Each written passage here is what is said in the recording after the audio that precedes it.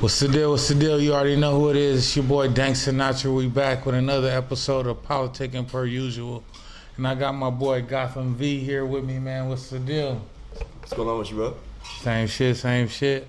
So Gothem V, man, it's been a minute since we tapped in with you, man. What you been up to? Bro, I just been working, you know what I'm saying, grinding, you know what I'm saying. Just dropped a music video, 2VV, go check that out. It's on YouTube, you know what I'm saying. Single coming out soon, but yeah, I just been working. So Gothem V, is that a name change? Did you change your name? Yeah, so it used to be Young Gotham. I put it together because my name used to be Showtime V, but like a lot of my fans, they knew me as Showtime V, so I just put the two together. So I put Gotham V instead of Young Gotham. I put Gotham V together. So what is it about the Gotham theme that made you name yourself that? So pretty much, Gotham started off as an acronym. So that's pretty much got over the hate, evolve mentality. You know what I'm saying? Like just keep pushing forward. You know what I'm saying? Forward mindset, like fuck all the bullshit type shit. And then that's where that came from. And then I added the V because I had Showtime V in my name. So that's how that came together. So as far as like music, did you go to school for this? Is this like your background? How did you get into like making music? So pretty much, my pops, like he's like a musical genius. You know what I'm saying? So, that kind of just carried down to me like in my own unique way. You feel me? And then, so I've been rapping. I had cousins who was rapping like since I was like 8 years old. I've been like looking up to them like because I have older cousins who rap too. You know what I'm saying? So I just started doing it when I was a kid, and then it was more like a hobby though because I was hooping in college, and I was hooping like growing up and stuff like that too. So it was like more like a hobby. But then like once I left college and I left school, it started becoming like a recurring thing, you know what I'm saying? I started to realize it was really my purpose, like really something I really want to go after. So hooping, did you like hooping or were you just tall and you was just like, I'm a hoop because I got the height? It's a little bit of both, you feel me? Obviously, like I was tall, like I was way taller than all my classmates, so like, it was like, all right, like I got to hoop, you know what I'm saying? But, and I enjoyed it too, you know what I'm saying? I enjoyed it, like for real, I was catching bodies, all that, you know what I'm saying? But it was cool, but music is really like, you know what I'm saying, the path that I'm meant to be on. So what college did you go to? I went to Chico State. Word? Yeah. How was that? Like first time away from home? Like it was cool. It's completely opposite from LA, bro. Like complete opposite. How long were you there? I was there for 4 years. So you went the whole 4 years? You graduated? What's that? What was your major? Communications. Okay. So how did that translate back into the real world? What did you do with that when you came back? Well, I didn't finish though. So I went 4 years, but then when I started, like, I went home because I had an injury from playing basketball, so I went home, and then I started grinding out the music. After that, like I was like, all right, like I'm just on the music, you know what I'm saying? So after that, but like as far as like the school, I feel school wise, like communications, I feel like communications really helped me though, just because like it helped me like with networking and stuff like that, like.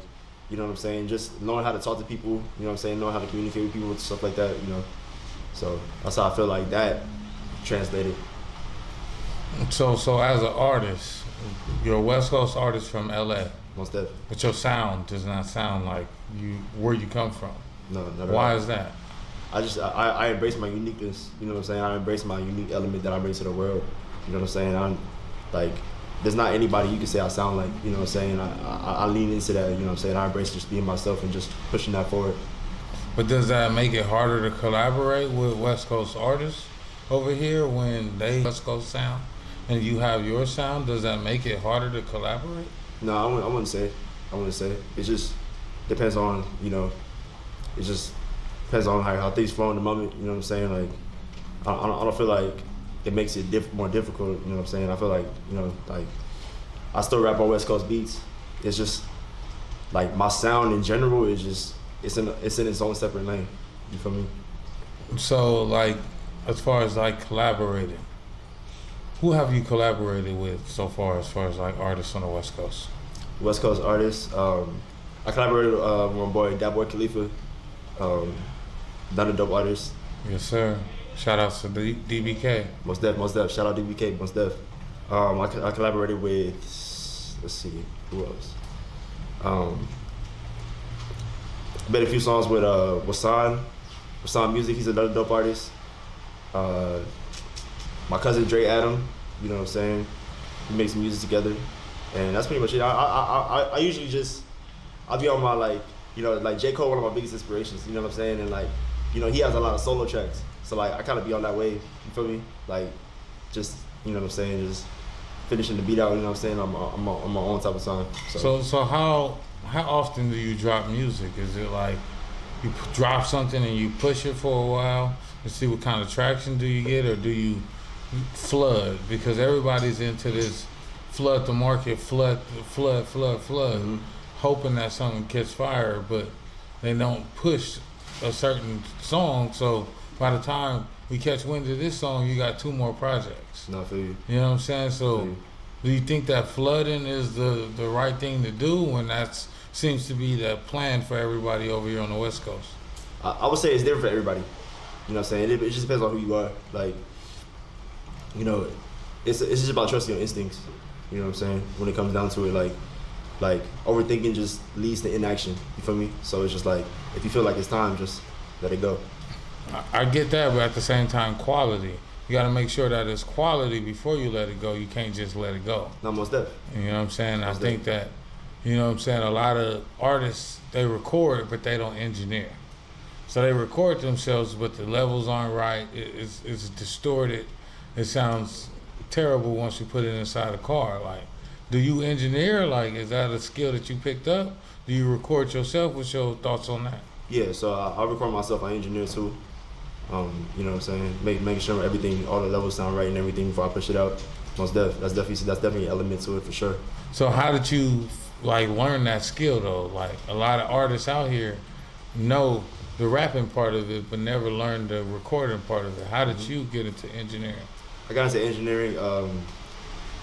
One of my family members, he was engineering my music before, and I kind of just picked up on it. You know what I'm saying? Like just watching him do it, and I kind of just picked up on it. Like when I started teaching myself, and then in time it just built until like I started finding the sound. So do you mix and master? Yeah. What does that actually mean when you mix and master a record?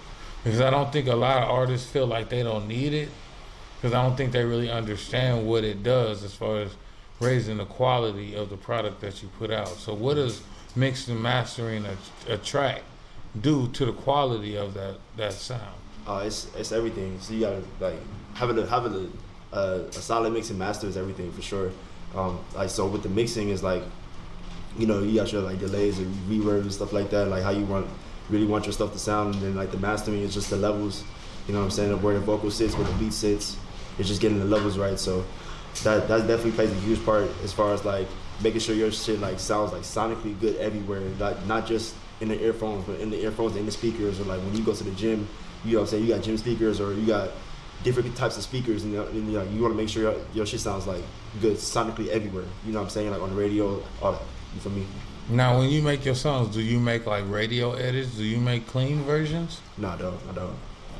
And so if you're making a song that, per se, you making it for radio, don't you think that you should have a version ready for radio before you know what I'm saying? If you stay ready, you ain't got to get ready. No, most def. Have you ever thought about that side of it? Yeah. I thought about, but that's not something I do myself though. I work with another engineer. If I do feel like I want to get a radio edit, but that's not something I just do myself though. That's not something I do myself. So as far as you being an independent artist, do you have a label? You work by yourself? Is this a team? How does this go? Nah, I'm independent right now. You know what I'm saying? That's the wave I'm on right now. Any management? Do you have management? No, not at the moment, no. Are you seeking management? What's the plan? Yeah, I mean, I'm self-managed right now, but if the right opportunity presents itself, you know what I'm saying, I'm open to it for sure. So at this point, as an independent artist, what are you looking for in a manager? Because a lot of the stuff the artists can do themselves, so they feel like they don't need management at this point. What do you think that a manager could do for you in your career? I mean, to be honest, that would be the conversation I'll have with you, just because I don't really feel like I need one at this moment. I'm really more focused on getting a booking agent so I can just do shows. You know what I'm saying? That's my main focus, having a solid booking agent so I can get booked and really build upon that. You see now, a lot of artists don't know the difference between a manager and a booking agent. So, how did you come across, this knowledge of understanding the difference? Just do my research. You know what I'm saying? Earlier on, make sure I did my research, like as far as like, the different roles and stuff like that within the industry and stuff like that. But yeah, that's pretty much how I came across it. So if you're an independent artist, a lot of the times when the labels come into play, it's either they sign you and your label and your team, or they sign you to become a part of someone else's team. Is that something that you would be interested in, joining a label and being part of somebody else's like group? Well, I mean, it just depends on how the conversation goes. You know what I'm saying? If I feel like it's the right move, you know what I'm saying, and I'm open to it. But because like look at Mozzie, he was a successful independent artist, but then he went and he signed with CMG with Yo Gotti and them. You know what I'm saying? So now he becomes a part of their music group. You know what I'm saying? A lot of people looked at that and was like, "You doing so good independently? Why would you go do that?" You know what I'm saying? But for him, it's like, hey, I reached this certain point, and this is as far as I can go. And to get to that next level, I'm gonna need that backing. So is that something you see for yourself in the future? Are you looking to get yourself to a certain point before you make that decision? Most def. So right now, I feel like the independent game is like getting stronger by the day. You know what I'm saying? Like it's and like there's different platforms and stuff like that where independent artists can really thrive.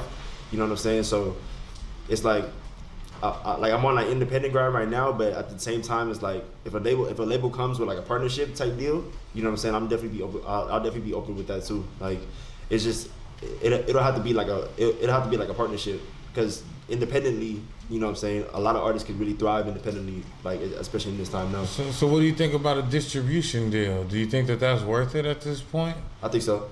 Why? Why do you think it's worth it as an artist?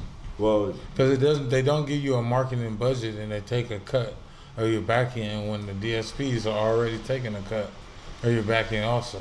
So it's just adding another hand into the pot. I get you.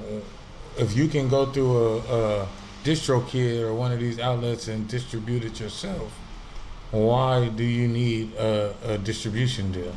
No, that's true. I mean, that's definitely a fact. That's definitely a fact. Because like I said, like the independent game is growing by the day. So that's definitely a fact. So do you think it's like more money in streaming than they telling you? Because streaming has basically completely replaced radio. You know what I'm saying? Mm-hmm. Streaming is the go-to way to consume content at this point. Mm-hmm. Where do you see the streaming numbers going? Do you think they're just going to keep paying less and less? Because that's been the trend, is that they used to pay so much, and as more that we stream, the less payout that these platforms are giving. Do you think that that's going to be a trend to the point where streaming ain't going to make the money that people think it is? It's a good question. I mean, I'm not really too sure. I mean, I just know that streaming right now it's not really much, but there are different ways you can get paid though, like as an artist. But I'm not really too sure as far as the future of like what streaming is gonna pay back goes. I'm not really too sure about that now. So have you made a substantial amount of money from streaming? Have you ever got a $1,000 check, $500 check from a phone? I mean, from a song that you put out? No, not this time yet. No.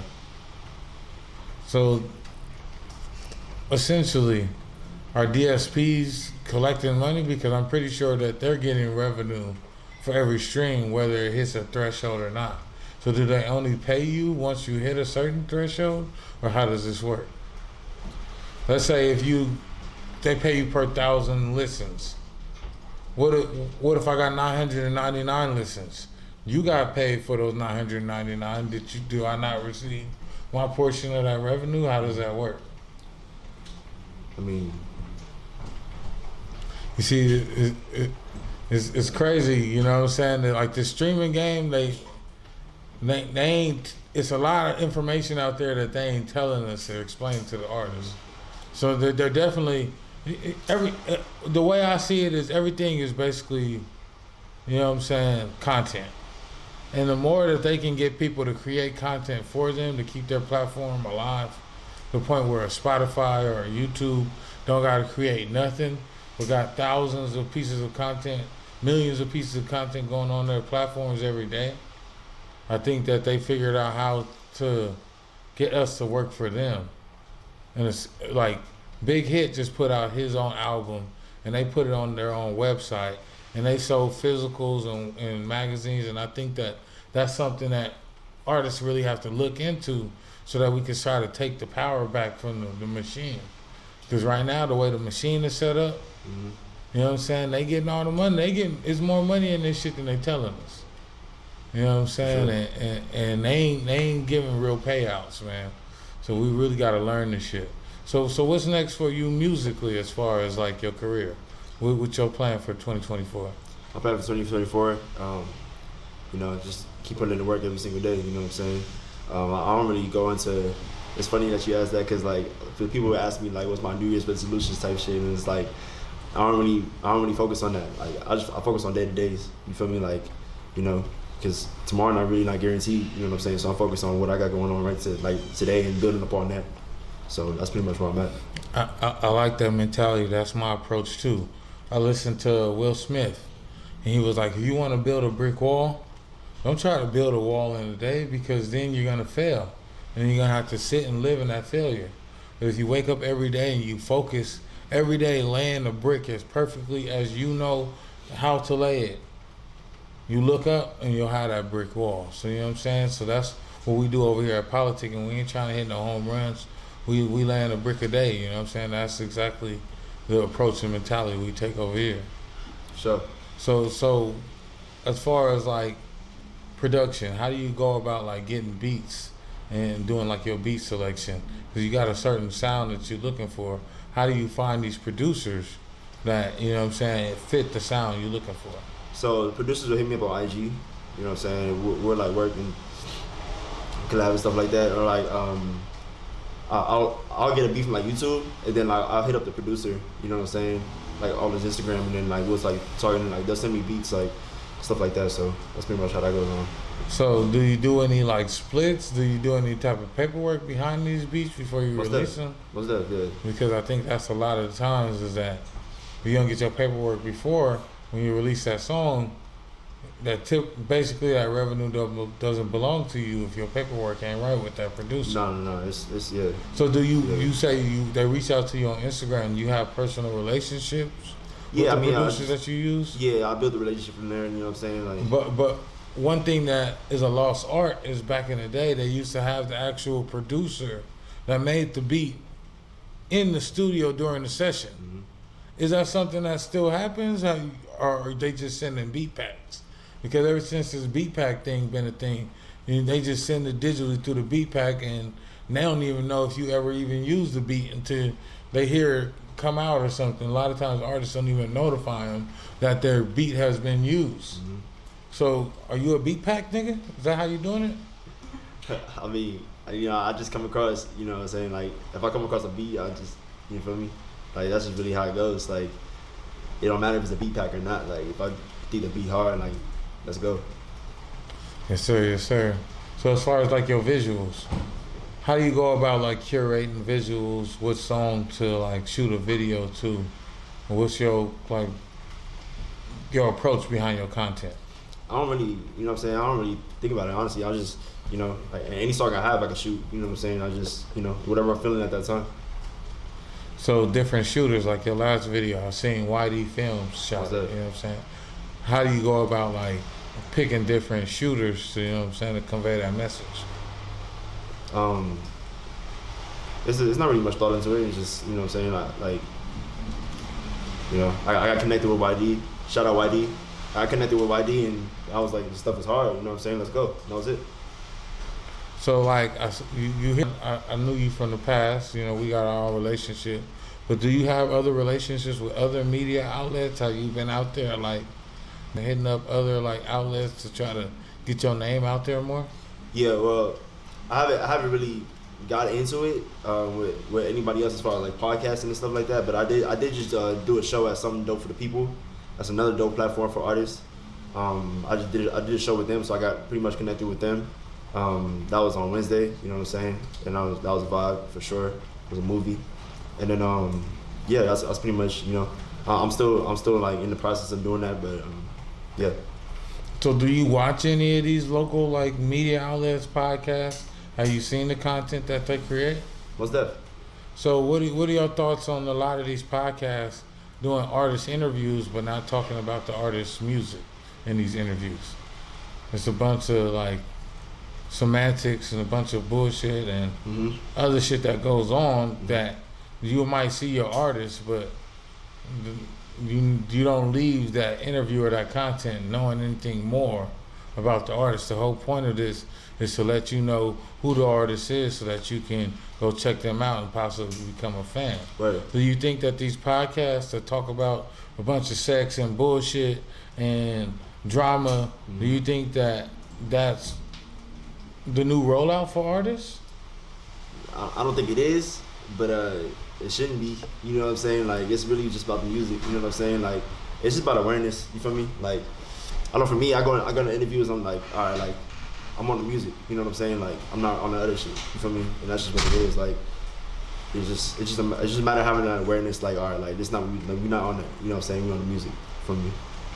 But would you still go to a platform that you know is on that just for the exposure? Probably not. No. So you wouldn't.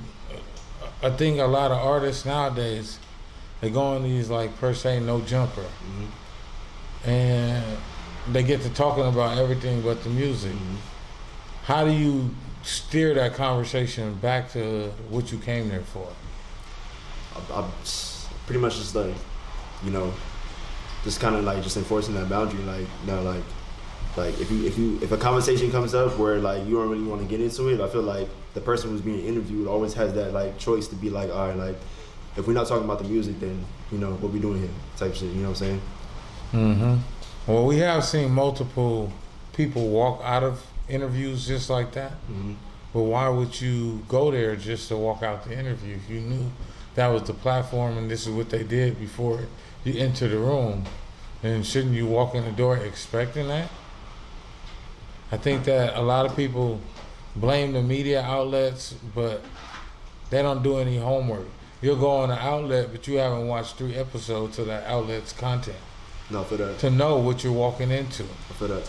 You know what I'm saying? Like, Yeah. they say all exposure is good exposure, yes, but at the same time, artists are just so lazy nowadays. You know what I'm saying? I think that it's been a disconnect with the media outlets and the artists over here on the West Coast, because the media outlets, when it comes to like the camera work and the audio and the editing and we put in so many hours to try to push you guys to the forefront, and then we do all this and you don't even like the content. You don't even share it. You don't even send your fan base to the content. You know what I'm saying? And it's like, what's the purpose of us doing all of this for the artists if they're not gonna properly, you know what I'm saying, play their part in pushing the content?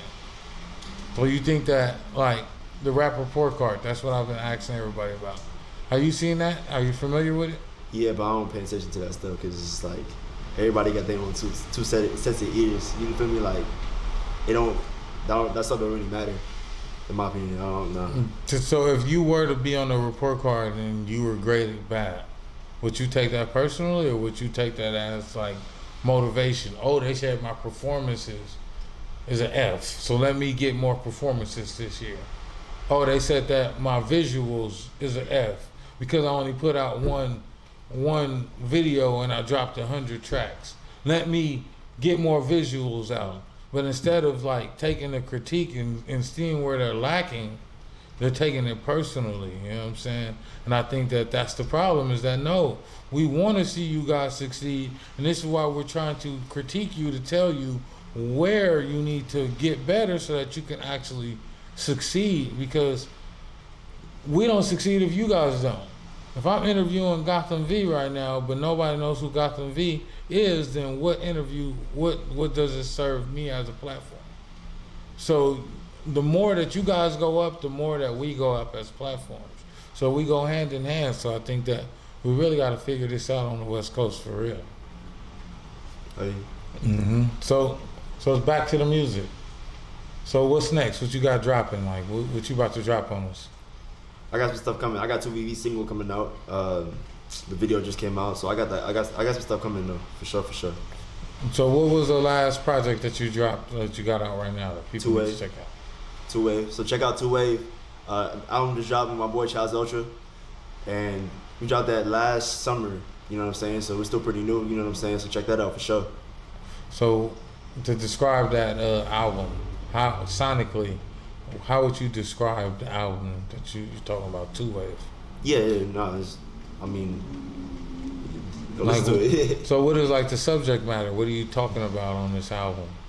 It's just, well, for me, like, as far as, like, just everything, just, I rap about my life, you know what I'm saying, what I've been through, you know what I'm saying, and focusing on a growth mindset. It's vibes, you feel me? Like, you just gotta listen to the tape, and then, you know what I'm saying? So, like, when you make music, like, you gotta have a target audience. Who is your target audience? Is it like... I'm still in the process of finding that. Is it women? Because a lot of men, they either target the gangsters or they make music for women. Mm-hmm. You know what I'm saying? So is that something that you thought about, like trying to make that hit for the women, or getting that woman feature that might introduce you to a new audience? Like, nah, for sure. I mean, I definitely got music for women for sure, but like that's not like my main focus. I just, however I'm feeling in the moment, it's just that, like, that's just what it is. I'm still in the process of finding my audience. You know what I'm saying? That's why I'm like out here doing shows and stuff like that. Like really trying to find the right audience for me. You feel me? But yeah, I'm just in the moment. You know what I'm saying? And I go in, and whatever I feel in the moment, that's what comes out. so when you record music, do you like do the punch-in method? Because that is like the go-to method with all artists nowadays. Is that like your method of recording? Yeah, I mean, I punch in for sure. But do you write any of this, or do you just like freestyle? I just go.